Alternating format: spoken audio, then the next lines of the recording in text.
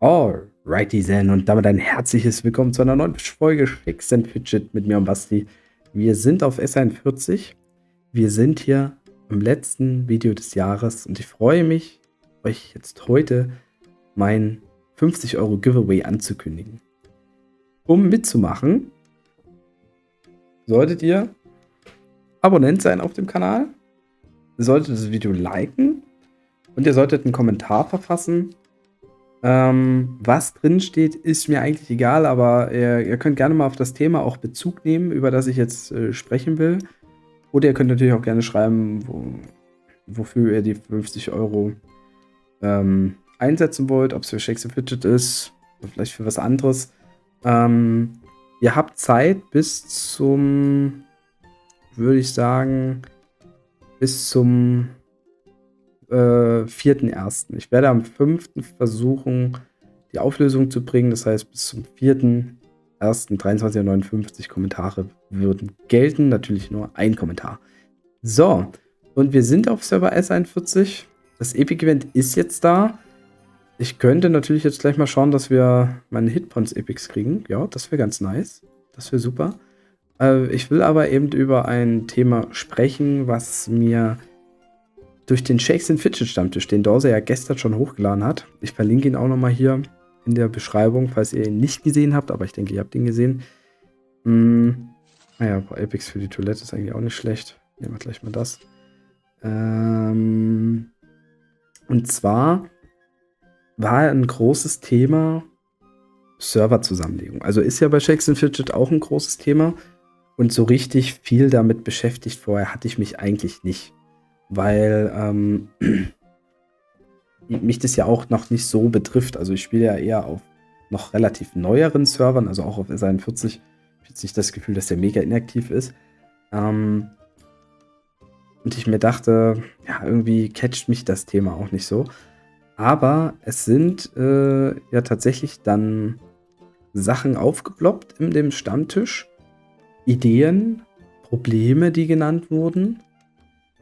Und mögliche Lösungsansätze.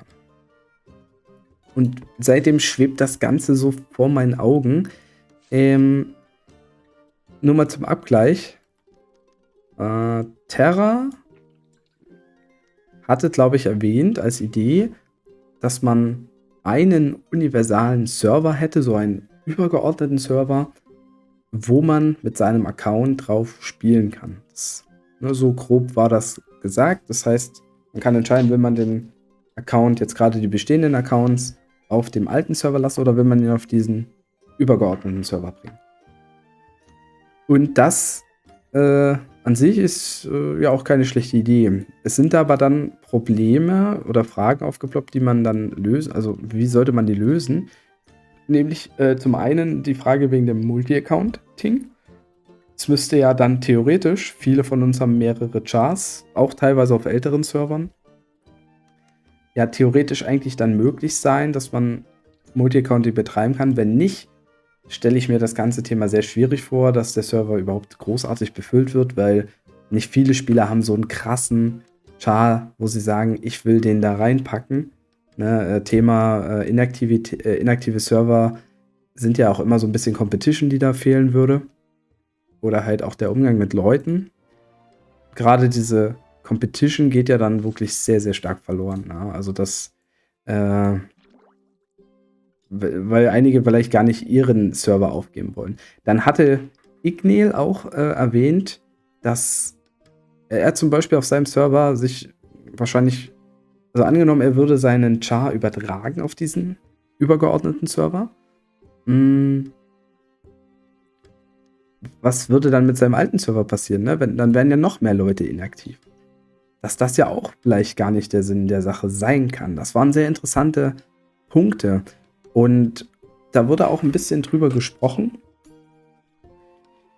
Und irgendwann fiel mir halt auf, also man müsste halt, ich habe mir so überlegt, wie kann man denn verhindern, dass Server, wie sie jetzt sind, noch mehr aussterben durch eine Serverzusammenlegung.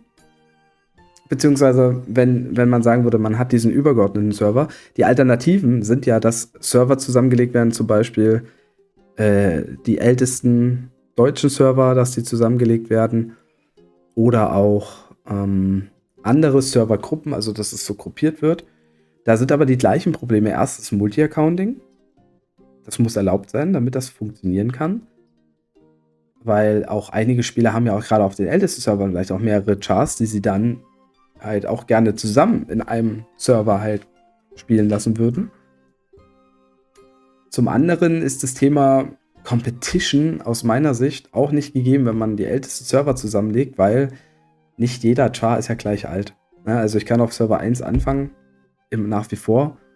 Genauso wäre dann die Frage, sollen dann neue Spieler auch auf diesen Server joinen können? Das ist überhaupt eine Frage, die ich mir stelle. Wenn man so einen übergeordneten Server hätte oder wenn man 3, 4 Server zusammenlegt, müsste es ja trotzdem möglich sein, dass auch neue Spieler dann reinkommen. Und das würde ja wiederum dazu führen, dass andere Server oder andere Accounts auch in der Inaktivität verfallen. Ja? Ich tue mich ein bisschen mit Multitasking schwer, also ich wundere, wenn jetzt nicht so viel passiert.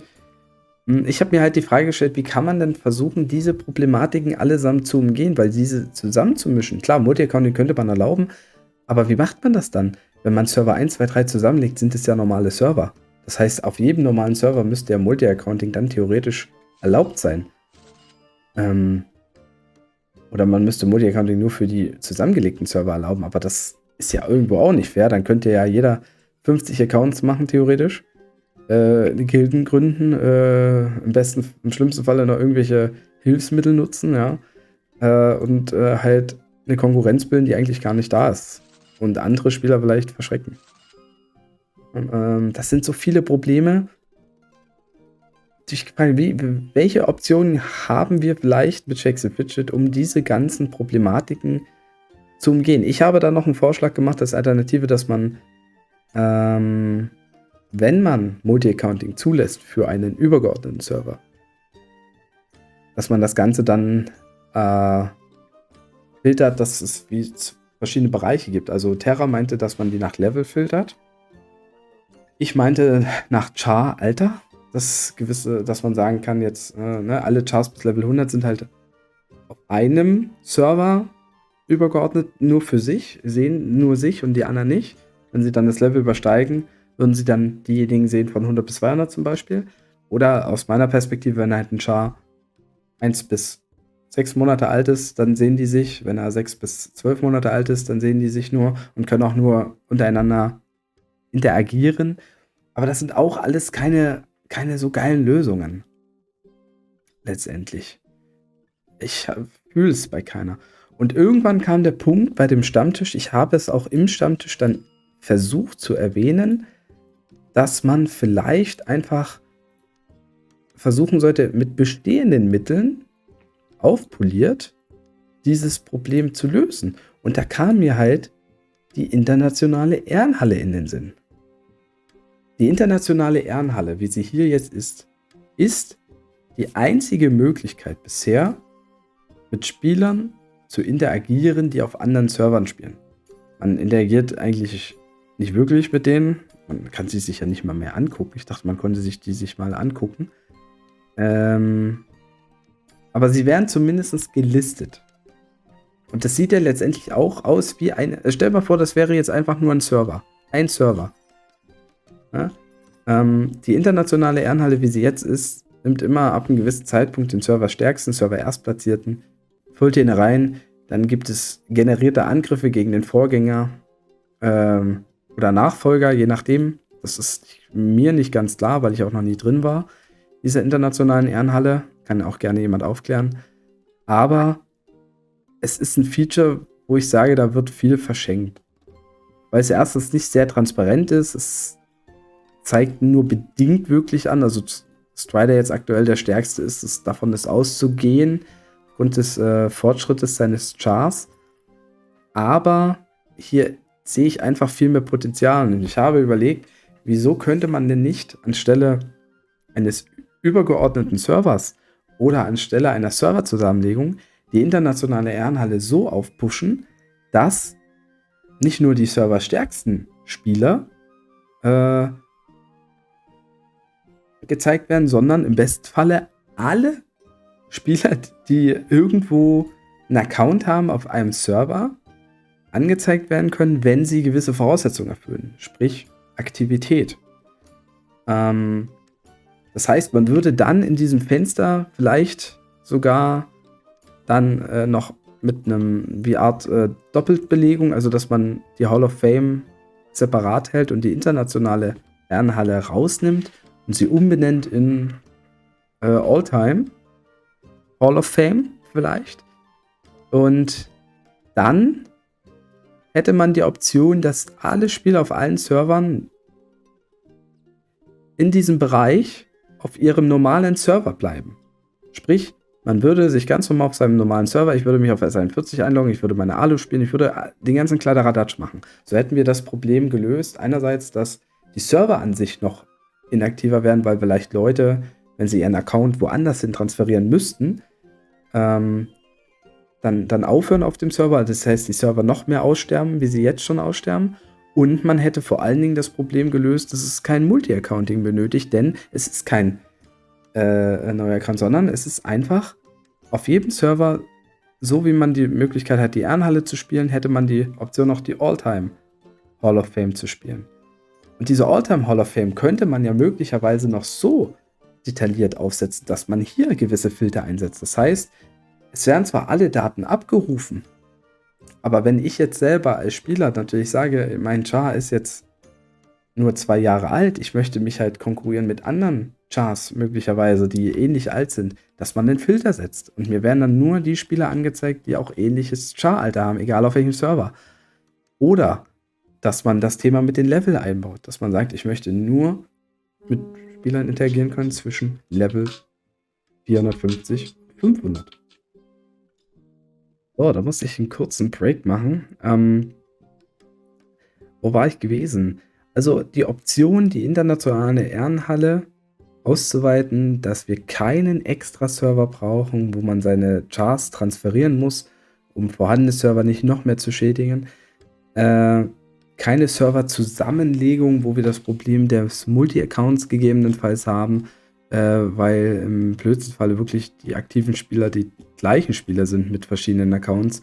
Oder auch auf Gilden oder auf Servern, die vielleicht gar nicht jetzt so mega alt sind, wenn dort irgendwelche Fusionen stattfinden würden.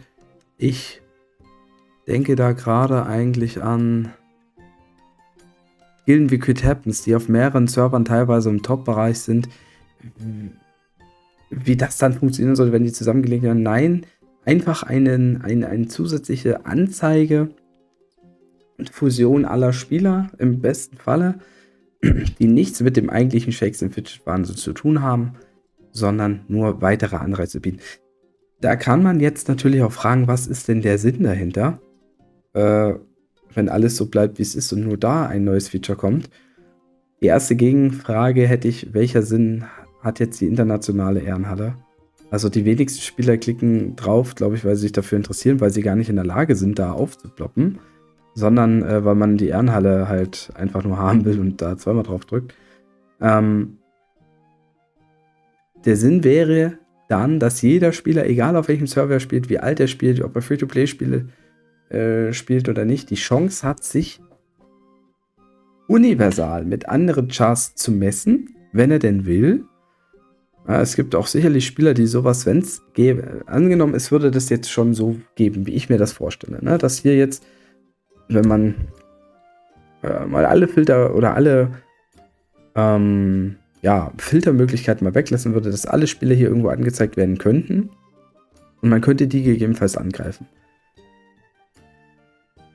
Dann wäre einfach der Sinn dahinter, da eben zu sagen, okay, hier habe ich die Chance, durch Verbesserung meines Chars auch aufzusteigen im Level, wie es halt auch in der internationalen Ehrenhalle jetzt ist, aber halt nicht nur die allerstärksten Spieler eines Servers, sondern wirklich ein jeder. Und wenn man das dann noch mit cleveren Filtern nutzt, dann ist es vollkommen egal, ob man hier auf diesem All-Time Hall of Fame mit Spielern zusammen ist, die 6 Jahre älter sind oder die 600 Level über dem eigenen sind, weil man durch diese Filter dann nur diejenigen relevant anzeigen lässt, die für einen auch relevant sind.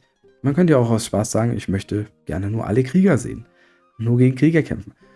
Und das Ganze macht dann noch mehr Sinn, wenn man das dann noch erweitert und sagt, okay, wenn ihr das macht, wenn ihr das aktiv spielt, ihr könnt vielleicht 10-mal am Tag nur eine Person angreifen nach 2,5 Stunden grob oder so, als Beispiel. Oder man würde sagen, alle 2 Stunden könnt ihr eine Person angreifen, also 12-mal am Tag maximal.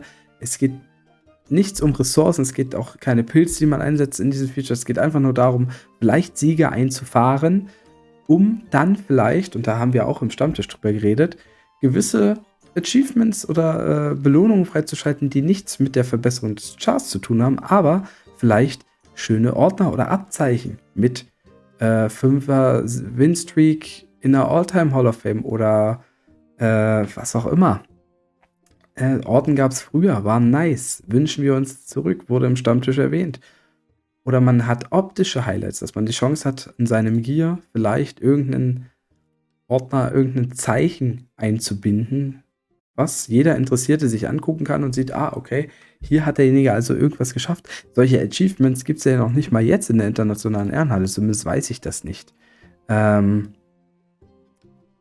das würde doch so viele mehr Anreize schaffen, dass jeder Spieler auf seinem Major, wie bei mir ist 41, versucht in diesem Feature halt auch mitzuspielen. Und der die Zeit hat, der macht das dann halt auch auf seinem 2. oder 3. Char und geht ganz genauso auf das Feature und guckt halt, wie er sich dort den Filter einstellt, wie viele Angriffe er dort am Tag schafft, was auch immer.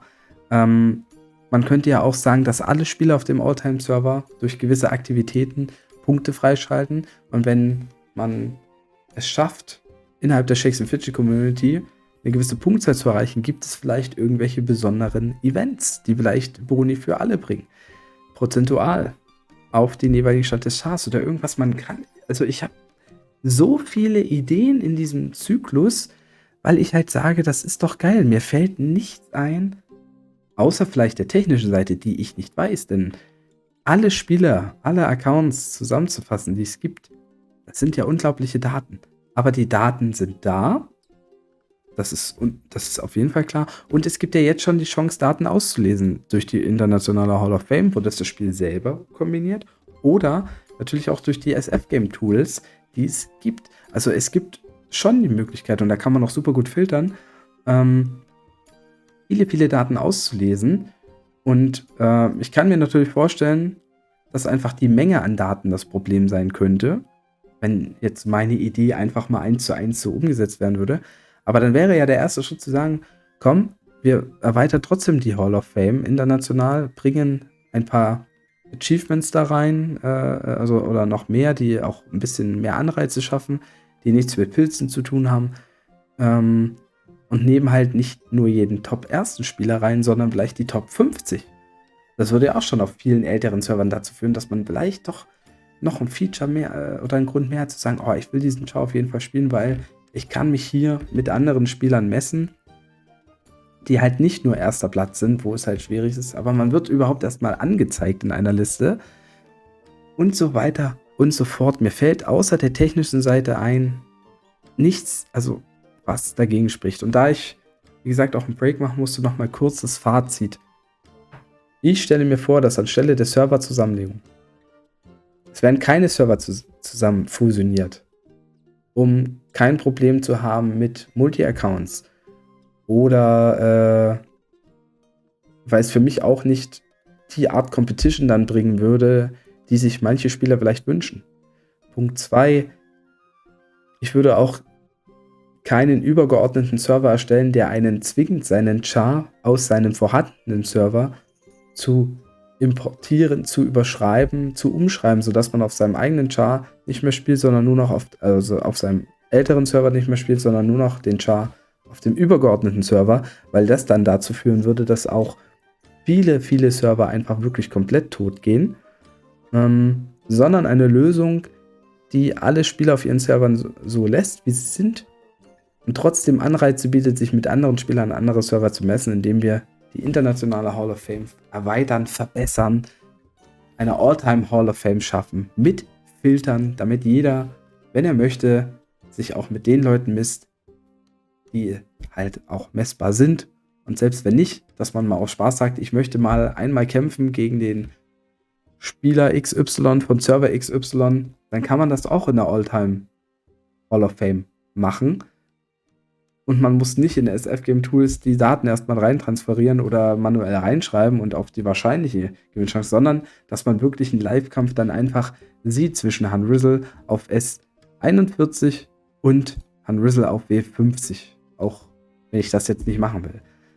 Aber das ist einfach nur mal das Beispiel. Und so würden auch die Gilden nichts zusammenbrechen, wenn einzelne Spieler verloren gehen. Ich sehe in diesem Prinzip eigentlich nur Vorteile und es macht die Probleme, die im Stammtisch angesprochen wurden, obsolet. Und das heißt nicht, dass es die perfekte Lösung ist. Vielleicht findet ihr ein Argument dagegen, definitiv. Aber das Wichtigste für mich ist jetzt erstmal nur, dass ihr grob auch versteht, worauf ich hinaus will. Weil ich glaube, dass auch die Spieler, die in der internationalen Ehrenhalle vertreten sind, nicht zufrieden sind, wie das Feature hier irgendwie gerade funktioniert. Also es kann sein, dass es ein Sammelalbum-Eintrag gibt oder so, ich weiß es nicht. Aber welchen Anreiz bringt denn die internationale Hall of Fame wirklich? Außer den Spielern hier oben. Oder halt ein Dorsa, der mal sagt, okay, wie weit kann ich aufholen? Das sind 200 Spieler von vielleicht Milliarden Accounts, die es gibt. Ja, und warum soll man das nicht erweitern können? Im besten Falle mit allen Spielern, die es gibt. Ja, das ist so der Kerngedanke. Und da könnt ihr gerne eure Meinung dazu schreiben. Wie gesagt, vergesst nicht, es gibt einmal 50 € zu gewinnen an alle, die Abonnent sind auf meinem Kanal, die das Video geliked haben und einen Kommentar verfasst haben, mit was auch immer. Alle, die bis hierhin geschaut haben, ich bedanke mich. Nochmal rückwirkend auch an den Stammtisch, der war super nice und hat mich in diese Welt jetzt gebracht, wofür ich brennen würde. Und ich möchte ja eh schon immer Filter in der normalen Ehrenhalle haben. Warum kann ich hier nicht nach Klasse filtern einfach mal? Oder nach Level filtern? Ja, warum denn nicht? Oder nach Gilde, meinetwegen. Irgendwas filtern von dem, was da ist. Ich wünsche es mir so sehr. Aber vor allen Dingen wünsche ich euch einen wunderbaren Übergang ins neue Jahr. Ich wünsche euch keinen guten Rutsch. Schlechte Erfahrungen damit gemacht. Aber einen schönen Übergang ins neue Jahr. Egal, ob ihr das im Ruhigen verbringt, ob ihr das mit Freunden, Familie verbringt, im großen Sinne. Macht es so, wie ihr wollt. Genießt es, gefährdet keine anderen. Ich persönlich bin kein Freund mehr so von Feuerwerk tatsächlich.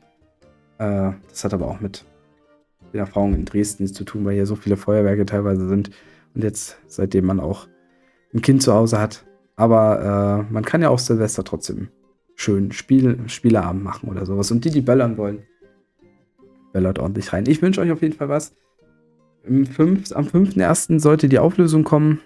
Wir werden sicherlich uns trotzdem auch vorher noch mit einem anderen Video hören. Ich habe auf jeden Fall noch einen W50-Gilden-Vergleich vor.